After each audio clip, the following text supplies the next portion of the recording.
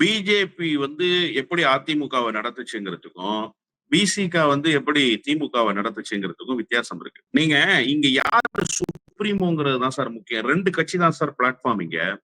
ஒண்ணு திமுக, இன்னொன்னு அதிமுக. அடர்த்தியான வாக்கு வங்கி வைத்து மக்களை சந்தித்து வெற்றி பெற்று ஆட்சி அதிகாரத்தில் அமர முடியும்னு சொன்னா, அது திமுக, அதிமுக 2 கட்சியால தானே முடியும்.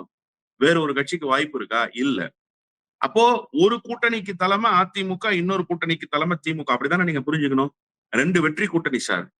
யாருகிட்ட போனா அரசியல் கட்சிகளுக்கு வசதியாக எம்எல்ஏ, எம்பி ஆகிற வாய்ப்பு கிடைக்கும்னா, ஒண்ணு அதிமுக கிட்ட போகணும், இல்ல திமுக கிட்ட போகணும். இதானே சார் பொலிட்டிக்கல் சினாரியோ. அப்போ நீங்க திமுகவுக்கு நல்லா தெரியும், விசிக நம்மள லீட் பண்ணாது. நம்மள லீட் பண்ற கெப்பாசிட்டி விசிகவுக்கு இல்ல.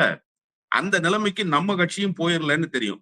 ஒரு மேடையில ஸ்டாலினை பக்கத்தில் உட்கார வைத்துக் கொண்டு திருமாவளவன் மட்டுமே பேசிவிட்டு, கூட்டணிக்கான அறிவிப்பை திருமாவளவன் மட்டுமே செய்துவிட்டு, ஸ்டாலின் வீட்டுக்கு இறங்கி போய் இந்த குரலை திருமா ஒழிச்சிருந்தாருன்னா எப்படி இருந்திருக்கும்? யோசிச்சு பாருங்க. நடக்குமா?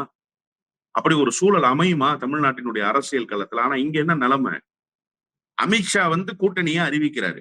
அதுக்கு முன்பு டெல்லிக்கு ஒரு பயணம் போனாரு. நான் என்ன கேட்கிறேன், இங்க கூட்டணி என்பது மாறி மாறி வைக்கப்பட்டிருக்கு சார்.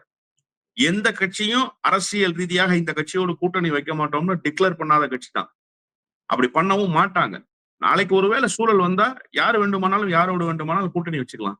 என்ன கெட்டு போச்சு இப்ப பிஜேபியோட நீங்க கூட்டணி வச்சுக்கிறதுனால? டெல்லிக்கு போறாங்க.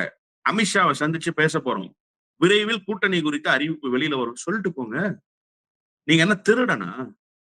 அதிமுக என்கிற கட்சிய நீங்க என்ன திருடிக்கிட்டு போய் விக்கிறதுக்கு போறீங்களா? திருட்டு நகை விக்கிறதுக்கு போறவன் ராத்திரியில போவான் பார்த்திருக்கீங்களா? இருட்டுனதுக்கு பிறகு போவான் பார்த்திருக்கீங்களா? அந்த மாதிரி புறப்பட்டு போறார் சார்.